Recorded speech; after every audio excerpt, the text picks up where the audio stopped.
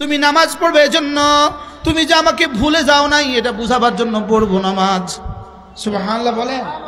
তুমি যে আমাকে ভুলো নাই, রাতে ঘুমিয়েছ, ফজরের বেলা উঠো, এত লম্বা সময় ঘুম গিয়েও তুমি আমাকে ভুলো নাই, এজন্য পড়বা ফজরের নামাজ। আবার ছুটে যাবা কাজে, কাজ থেকে ফিরে এসে আবার তুমি আমাকে ভুলো নাই এটা বুঝাবার জন্য পড়বা জোহরের নামাজ। আবার ফিরে যাবা কাজে, আবার বিকেল বেলা ছুটে এসে বলো আমি আপনাকে ভুলি নাই। আবার ফিরে যাবা ব্যস্ততায়, আবার মাগরিবে ছুটে এসে বলো আমি তোমাকে ভুলি নাই। আবার কাজে চলে যাবা, আবার আসার সময় চলে আসবা, আবার বলবা আমি তোমাকে ভুলি নাই। আমি তোমাকে কি করি নাই? তাহলে আমি নামাজ কেন পড়বো বলেন? আল্লাহকে ভুলি নাই এ কথা বুঝার জন্য, বুঝাবার জন্য। আকিমিস সালাতা বলেন লিযিকরি।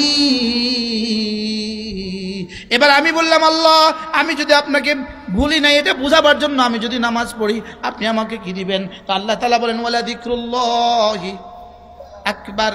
তুমি যদি নামাজ দিয়ে আমাকে ভুলো নাই প্রমাণ দাও, তাহলে কথা দিলাম এটা পৃথিবীর সর্বশ্রেষ্ঠ জিকির।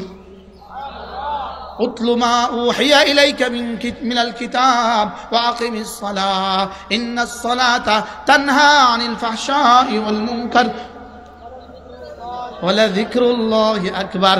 নামাজ সবচেয়ে বড় জিকির। সুবহানাল্লাহ বলেন।